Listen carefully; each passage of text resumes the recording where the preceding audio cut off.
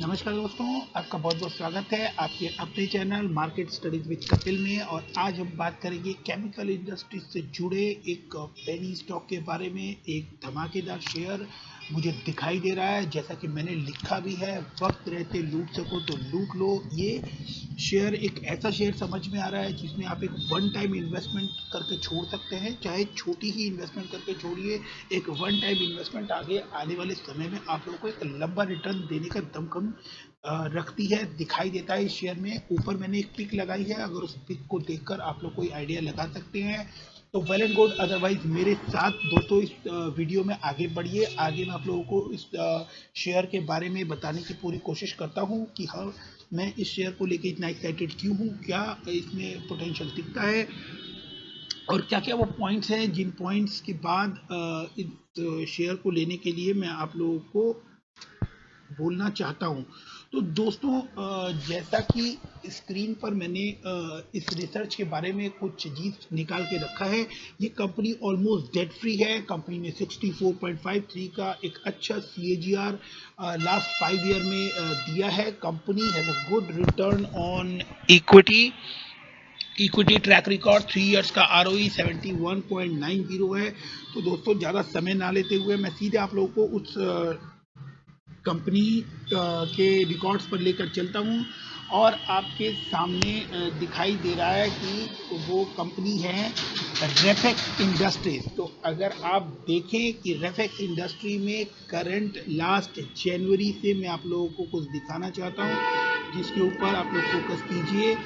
तो अगर यहाँ से इसके सेल्स को आप देखने की कोशिश करें दोस्तों, तो आपको समझ में आएगा कि यहाँ पे इसकी सेल्स इम्प्रूव होना स्टार्ट हुई हैं। अब इसके बाद, जैसा कि मैंने आप लोगों को पहले भी स्लाइड में दिखाया, कंपनी ऑलमोस्ट डेट फ्री है। कंपनी ने अच्छा CAGR मेंटेन किया हुआ है। कंपनी का ROE ट्रैक रिकॉर्ड भी बहुत अच्छा है। कंपनी के डेटर डेज एक बहुत अच्छे वे में इम्प्रूव होते हुए दिखाई दे रहे हैं, 94.19 से 39.92 डेज, जो कि एक बहुत अच्छी बात निकल कर आती है। ये केमिकल इंडस्ट्रीज से है, तो इसके पेयर्स भी आपके सामने हैं। कंपनी में एक कंटिजेंट लायबिलिटी का इशू चल रहा है, could be big issue, but आप लोगों को इसके ऊपर भी नज़र बना के रखनी होगी, क्योंकि फेयर इनफ की कंपनी में अगर मैं इस शेयर के बारे में अच्छी सारी बातें आप लोगों को बताऊंगा, तो जो इस कंपनी के शेयर में प्रॉब्लम है वो भी आप लोगों को बताना मेरी ही रिस्पॉन्सिबिलिटी बनती है। तो आगे, अगर क्योंकि मैं किसी शेयर को रिकमेंड नहीं कर रहा, मैं इस वीडियो को एजुकेशनल पर्पज से बनाता हूं। और मैं जिस तरह की एनालिसिस, जो रिसर्च करता हूं, मैं चाहता हूं कि आप लोगों के साथ में उस रिसर्च को शेयर करूं, सो दैट कि आप अपनी रिसर्च कंप्लीट करें, अपने फाइनेंशियल एडवाइजर से बात करें, और इसके अंदर अगर आपको ये वर्थ वाइल लगता है तो इसके अंदर आप एक छोटा अमाउंट इन्वेस्ट कर छोड़ दें। अगर आपको मैं सेल्स रिकॉर्ड की बात करूं, तो 2009 में इस कंपनी की सेल्स फिगर जो है वो 32 करोड़ थी, 41 करोड़, 23 करोड़, 62 करोड़, एक्सटेंड होते होते होते होते अगर आप देखें तो 2019 में इसने 207 करोड़ की सेल्स रिपोर्ट की थी। उसके बाद थोड़ा डिक्रीज हुआ, देन दिसंबर 19 में अगेन 237। उसके बाद आप सब लोग जानते हैं कि कोविड और लॉकडाउन की वजह से सारी इंडस्ट्रीज की कंडीशन खराब थी, और इसके बाद अब वापस से इंडस्ट्रीज अपने प्री कोविड लेवल की सेल को टच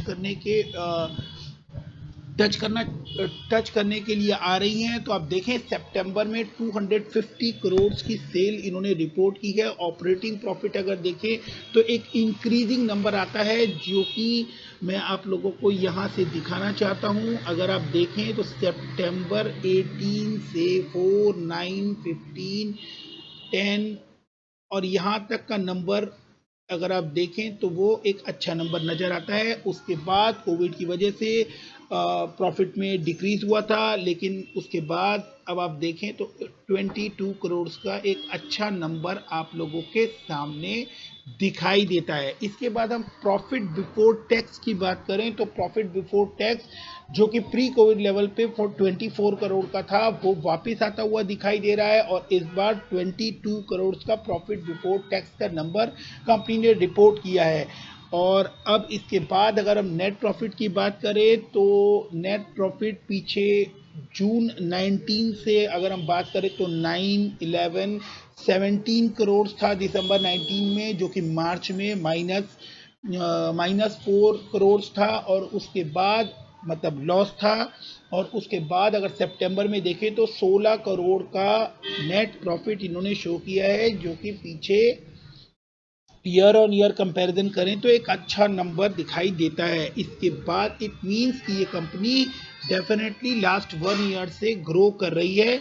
और इसके बाद अगर हम इसका ईपीएस देखें तो इसके ईपीएस में एक अच्छी बढ़ोतरी आप लोगों को दिखाई देगी, जो कि प्री कोविड लेवल को टच कर रही है। दिसंबर 19 में ये इसका ईपीएस 8.21 था, जो कि अब ड्यूरिंग कोविड लेवल नीचे चला गया था और उसके बाद वापस 7.62 का दिखाई दे रहा है। 7.62 का दिखाई दे रहा है। तो इसके बाद अगर हम देखें तो रिटर्न ऑन इक्विटी 5 ईयर में 66% की है। कंपनी का सीएजीआर अगर आप देखें तो 59% का है। 3 ईयर्स में अगर इसका सीएजीआर देखें तो 67% का है। तो कंपनी आप लोगों को एक शानदार रिटर्न बनाकर दे रही है। और अगर इसके बाद हम इसके एसेट्स क्वालिटी को देखें तो इसकी एसेट क्वालिटी जो है वो 97 करोड़ मार्च 18 में थी, उसके बाद 159, देन 138 ड्यूरिंग कोविड पीरियड। और जिस समय लॉकडाउन हुआ था उस टाइम वो जो मार्च 20 वाला क्वार्टर है उसमें इन्होंने 138 करोड़ रिपोर्ट किया। एंड देन सितंबर में ये 287 करोड़ आपके सामने हैं। इसके बाद हम आगे बढ़ते हैं तो आप देखें कि इनके डेटर डेज बहुत अच्छे लेवल पर इम्प्रूव होते हुए आपको दिखाई देंगे। इसके बाद अगर हम इनके शेयर होल्डिंग पैटर्न के बारे में बात करें तो दोस्तों आप देखिए कि इसमें भी एक प्लस पॉइंट आपको नज़र आएगा कि शेयर प्रमोटर ने अपनी होल्डिंग जो है वो 34.51 से इंक्रीज करके 49.72 कर ली है। और कंपनी के पास इसके 52% पब्लिक के पास इसके 52% शेयर जो है वो पब्लिक के उसके अंदर है। उसमें भी अगर आप कुछ बड़े नाम देखें तो TV18 ब्रॉडकास्ट के पास इसके 1.31% शेयर हैं। और आरएमपी इन्फोटेक के पास भी इसकी होल्डिंग थी, बट वो होल्डिंग उन्होंने जून 20 में शायद सेल ऑफ कर दी है। तो दोस्तों ये इस कंपनी के बारे में यहाँ पर बाकी सारी बातें मैं आप लोगों से डिस्कस कर चुका हूँ। शानदार सीएजीआर मेंटेन है। कंपनी लास्ट ईयर से बहुत अच्छी सेल्स ग्रोथ दिखा रही है। कंपनी के प्रॉफिट नंबर्स इंक्रीज हुए हैं। एक छोटी कंपनी है, उसका जो शेयर प्राइस है वो 90 रुपीज़ पे ट्रेंड कर रहा है। 52 वीक्स हाई देखे तो वो 121 है, 52 वीक्स लो देखे तो 28.5 है। और इस कंपनी में फर्स्ट टाइम डिविडेंड भी पे किया है। तो दोस्तों ये एक और बहुत अच्छी और बड़ी बात इस कंपनी के और मेरे अट्रैक्शन टूवर्ड्स कि मैं आप लोगों के सामने इस शेयर को क्यों लेकर आया हूँ, क्यों मैं इसके बारे में बात कर रहा हूँ, क्यों ये कह रहा हूँ कि इस शेयर को अगर आप समय रहते इस शेयर में पैसा डालते हैं, चाहे छोटा ही अमाउंट डालिए, क्योंकि कभी भी किसी भी छोटे पेनी स्टॉक के अंदर बहुत बड़ा अमाउंट अपने पोर्टफोलियो का नहीं डालना चाहिए।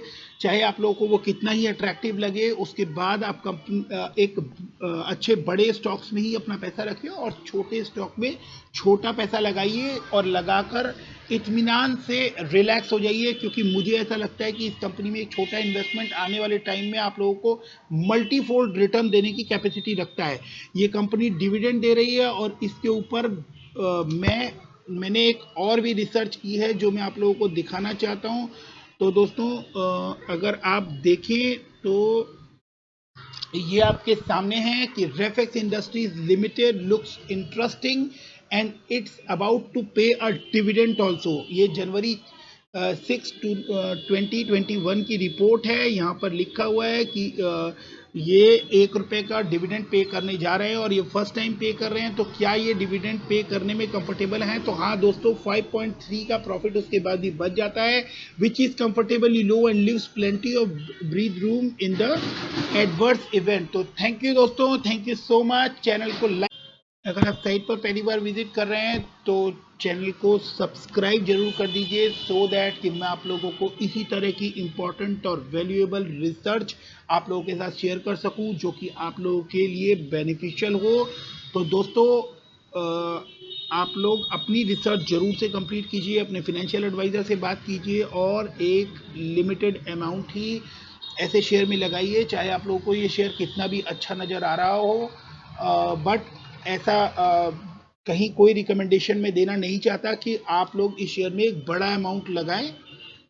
अगर आप लोगों को शेयर बहुत अच्छा लग भी रहा हो तो अपनी रिसर्च कंप्लीट करने के बाद ग्रेजुअली थोड़ा थोड़ा करके इन्वेस्ट कर सकते हैं, या मेरी रिकमेंडेशन, अगर मेरी सलाह माने तो आप लोग एक टाइम इसके अंदर इन्वेस्ट कर कर छोड़ सकते हैं, क्योंकि एक छोटा सा अमाउंट ही आप लोगों को इसके अंदर आगे आने वाले टाइम में बहुत अच्छा रिटर्न दे सकता है। इस कंपनी के बारे में और एक ज़रूरी बात बताना भूल गया कि ये कंपनी केमिकल इंडस्ट्रीज़ में करती क्या है। तो अगर आप देखें तो केमिकल इंडस्ट्रीज़ में इस कंपनी का काम है एसी के जो गैसेस होते हैं उसको, उसके अंदर ये लीडिंग पायनियर्स हैं। और अगर आप देखें तो इन्होंने अपने कंपनी के साइट पर ही सबसे पहली चीज़ जो लिखी हुई है वो लिखी है कि we are the pioneers in introducing R134A cans in India.